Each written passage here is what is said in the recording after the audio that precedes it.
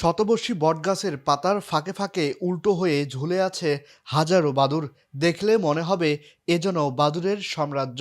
প্রায় ২০০ বছর ধরে বাদুড়ের বসবাস এই শতবর্ষী বটগাছের ডালে। পুরো দিন ঘুমিয়ে কাটায় আর সন্ধ্যা হলেই খাবারের খোঁজে বেরিয়ে পড়ে বাদুড়ের দল। রাতের আঁধারে ফিরে আসে নিজের আপন ঠিকানায়। এমন দৃশ্য নীলফামারীর ডোমার উপজেলার সোনারাই ইউনিয়নের শাহ কলন্দার রহমাতুল্লাহ মাজার শরীফের গাছে দেখা মেলে। স্থানীয়রা বলছেন, বাদুড় হচ্ছে একমাত্র স্তন্যপায়ী প্রাণী যারা উড়তে পারে, কিন্তু বন ধ্বংস, খাদ্য সংকট আর খাবারের সংকটের কারণে এই জীব আজ মাজার শরীফের গাছে দেখা মেলে।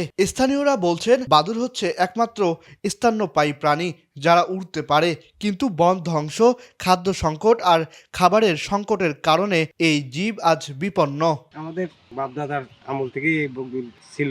এখন আশেপাশে আরো ছিল, কিন্তু এখন আশেপাশের গুলা দেখা যায় না, কিন্তু এই বটের গাছটাতে, মাজারের বটের গাছটাতে দেখা যায়। এখানে কেউ মারে না, মারতেও দিও না, এই হিসাবে এখানে আছে। আমার এলাকার কারো ক্ষতিও করে না।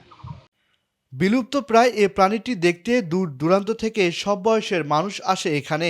স্থানীয়দের দাবি, এ প্রাণীগুলো এখনই সংরক্ষণ করা না গেলে হারিয়ে যাবে। বিভিন্ন ধরনের পশু পাখি ছিল, এখন ওই পাখিগুলো দেখা যায় না। তার মধ্যে একটি বিলুপ্তপ্রায় প্রাণী হচ্ছে এই বাদুড়। আমরা আগে অনেক দেখতাম সচরাচর বিভিন্ন জায়গায়। প্রাণীগুলোকে সংরক্ষণ করা প্রয়োজন।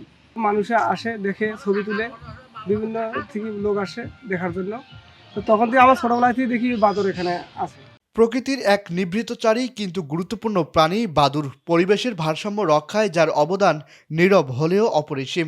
তবে দুঃখজনক হলেও সত্য, এখনও যথাযথভাবে সংরক্ষণের আওতায় আসেনি এই নিশাচর প্রাণীটি। তাই বাদুড়ের আবাস ও বেঁচে থাকার পরিবেশ রক্ষায় এখনই নিতে হবে কার্যকর পদক্ষেপ, এমনটাই মনে করছেন সংশ্লিষ্টরা। আহসান সাকিব, লাল সবুজ প্রকাশ, নিউজ ডেস্ক।